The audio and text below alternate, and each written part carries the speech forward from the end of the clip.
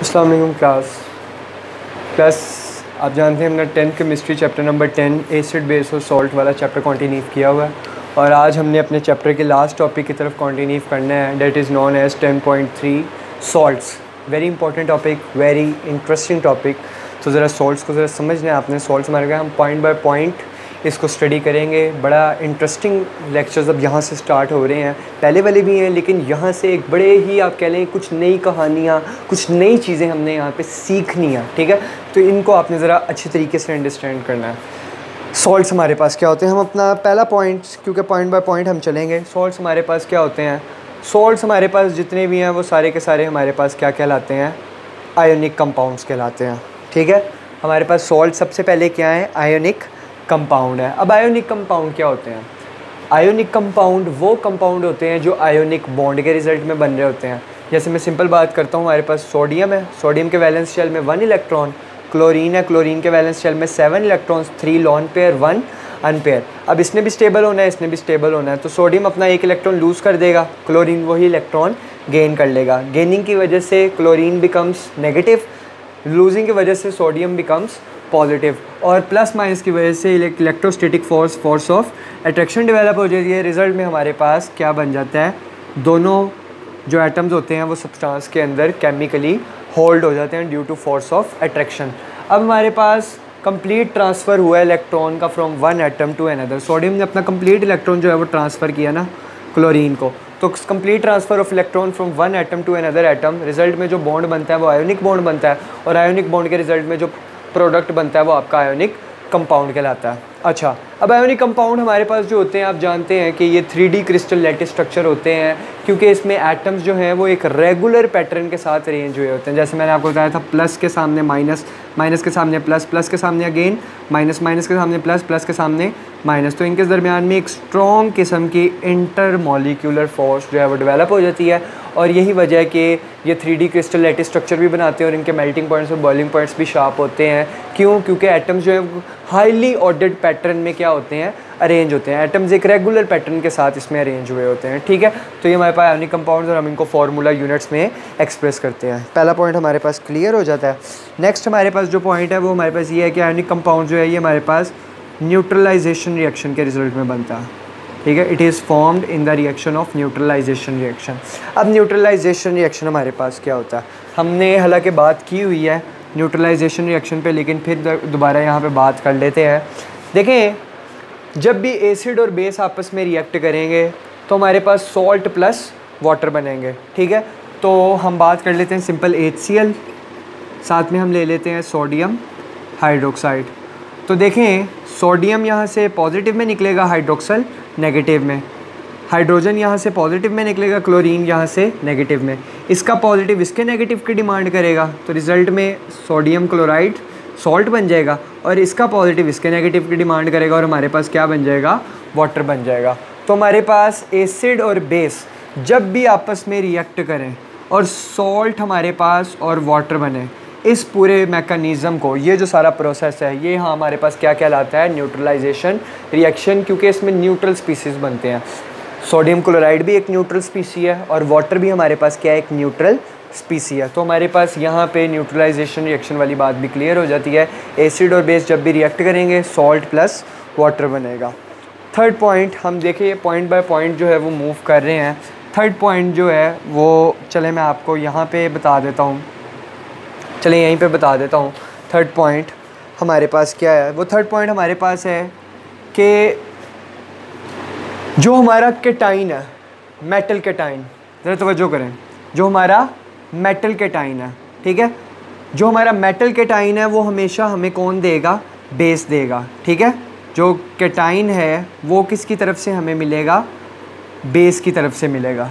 जबकि जो हमारा एनाइन होगा वो हमें हमारे कहाँ से मिलेगा, एसिड की तरफ से मिलेगा, ठीक है। मैं एग्जांपल कर देता हूँ आपके सामने दोबारा कि मैं क्या कह रहा हूँ हमारे पास, बल्कि यहीं पे आप समझ लें। मैंने क्या कहा है कि जो हमारा सोडियम क्लोराइड ये जो बन रहा है, क्योंकि सोडियम मेटल है और क्लोरीन हमारे पास नॉन मेटल है, ठीक है। क्लोरीन एनाइन है, सोडियम कैटाइन है। तो देखें, सोडियम किसके अंदर मौजूद है, बेस के अंदर मौजूद है। तो सोडियम क्लोराइड या सॉल्ट जब भी बनेगा हमारे पास जो मेटल केटाइन होगा वो हमेशा कहाँ से आएगा, बेस से आएगा। बात लग रही है समझ। मेटल केटाइन है ना, सोडियम पॉजिटिव चार्ज है हमारे पास एटम के ऊपर, तो जब पॉजिटिव हो तो केटाइन कहलाता है, नेगेटिव हो तो एनाइन कहलाता है। तो आपने ये बात याद रखनी है कि जब भी सॉल्ट बनना है, तो जो बेस होगी वो क्या प्रोवाइड करेगी, मेटल केटाइन, जबकि जो एसिड होगा वो क्या प्रोवाइड करेगा, एनाइन। अब आपने इसको याद कैसे रखना है, आपने इसको याद रखना है ए डॉट ए से। एक पता लग जाएगा, दूसरा खुद ही पता लग जाएगा। क्या, एसिड जो है वो हमेशा एनाइन प्रोवाइड करेगी। कब, during the formation of salt. क्या कहा है मैंने, एसिड जो है वो हमेशा एनाइन देगी, तो एसिड हमेशा कौन दे रही है, एनाइन दे रही है, तो एसिड एनाइन देगी। और जो हमारे पास मेटल होगा, ठीक है, मेटल केटाइन, वो कौन देगी, बेस देगी। पहले का पता लग गया, दूसरा आपको खुद ही पता लग जाएगा। ये हमारे पास हमारा था तीसरा पॉइंट। चौथा पॉइंट जो है वो हमारे पास इसमें है इंडिकेशन ऑफ सॉल्ट। हमें कैसे पता लगेगा कौन कौन हमारे पास सॉल्ट है। ये बात मैंने बताई थी लेकिन दोबारा बता देता हूँ। जिसके एंड पे सल्फेट आ रहा है, जिसके एंड पे फॉस्फेट आ रहा है, क्लोरीन आ रहा है, नाइट्रेट आ रहा है, ये सारे के सारे हमारे सॉल्ट होंगे, बशर्ते इससे पहले मेटल लगा होना चाहिए। ठीक है, लाइक मैं बात करता हूँ सोडियम सल्फेट Na2SO4, फिर सोडियम फॉस्फेट Na3PO4, फिर सोडियम क्लोराइड और फिर सोडियम नाइट्रेट। तो ये सारे के सारे मेटल्स हैं। सल्फेट जिनके एंड पे आ रहा हो, फॉस्फेट आ रहा हो, क्लोरीन आ रहा हो, नाइट्रेट आ रहा हो, बशर्ते ये कि पहले क्या पड़ा हो, मेटल पड़ा हो, तो रिज़ल्ट में हमेशा हमारा क्या बनेगा, सॉल्ट बनेगा। बात क्लियर हो रही है मैं क्या कह रहा हूँ। हम पॉइंट बाय पॉइंट जो है वो अपने कॉन्सेप्ट की तरफ आ रहे हैं। नेक्स्ट हमारे पास इसकी कुछ कैरेक्टरिस्टिक्स हैं। वो कैरेक्टरिस्टिक्स क्या हैं, हम उनको जो है वो पढ़ लेते हैं कि हमारे पास इनकी कैरेक्टरिस्टिक्स क्या हैं। ठीक है, कैरेक्टरिस्टिक्स ऑफ सॉल्ट्स हमारे पास जो हैं वो आप पढ़ लें। प्रॉपर्टीज़, वो कहते हैं हमारे पास जो सॉल्ट्स हैं, सॉल्ट्स जो हैं वो हमारे पास आयोनिक कंपाउंड हैं and found in crystalline form. देखें, ये बात हम कर चुके हैं कि हमारे पास जो सॉल्ट्स होते हैं वो आयोनिक कंपाउंड होते हैं और क्रिस्टलाइन फॉर्म होते हैं। क्यों? क्योंकि देखें हमारे पास जो एटम्स हैं सोडियम क्लोराइड की, जैसे मैंने अभी आपको एग्जांपल दी है, इसमें जो एटम्स हैं वो एक रेगुलर पैटर्न के साथ क्या हुए होते हैं, अरेंज हुए होते हैं, स्ट्रॉन्ग किस्म के इंटरमोलिकुलर फोर्सेस बनी होती हैं। तो यही हमारे पास वजह है कि वो क्रिस्टल स्ट्रक्चर बनाते हैं। और सोडियम क्लोराइड नमक अगर आप देखें तो वो क्रिस्टल स्ट्रक्चर ही हमारे पास होता है।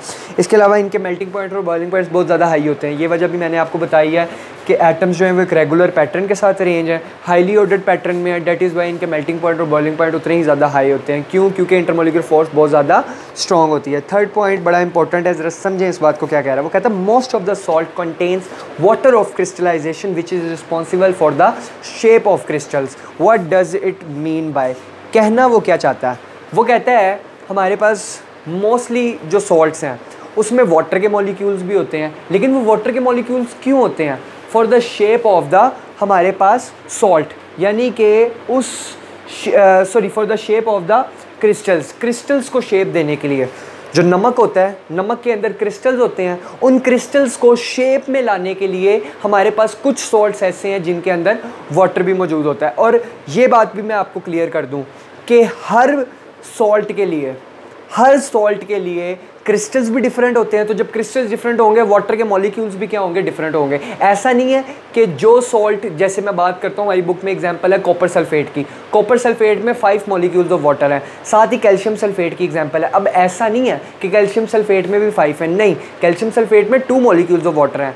तो हर सॉल्ट के लिए जो वाटर के मॉलिक्यूल्स हैं वो स्पेसिफिक हैं। ठीक है, जैसे हमारे पास कॉपर सल्फेट है, मैं आपको बता देता हूँ कॉपर सल्फेट हमारे पास CuSO4 और इसमें हमारे पास 5 मॉलिक्यूल्स ऑफ वाटर हैं। ठीक है, वो हमारे पास कैसे हैं, देखें, सल्फर आउटर मोस्ट शेल में 6 electron, 2 lone pair, 1 unpaired, double bond पे ऑक्सीजन हमारे पास, फिर डबल बॉन्ड पे ऑक्सीजन, सिंगल बॉन्ड पे ऑक्सीजन 1 इलेक्ट्रॉन इसका बचा हुआ है, सिंगल बॉन्ड पे ऑक्सीजन 1 इलेक्ट्रॉन इसका, कॉपर 2 इलेक्ट्रॉन, ठीक है, एक इसे लूज़ कर देगा, एक इसे, ये तो हमारे पास कॉपर सल्फेट बन गया। अब वाटर के मॉलिक्यूल्स कितने हैं, 5, तो हमारे पास ऑक्सीजन, 1 हाइड्रोजन यहाँ पे, 1 हाइड्रोजन यहाँ पे, फिर हमारे पास एक वाटर यूँ, एक हमारे पास जो है वो वाटर यूँ,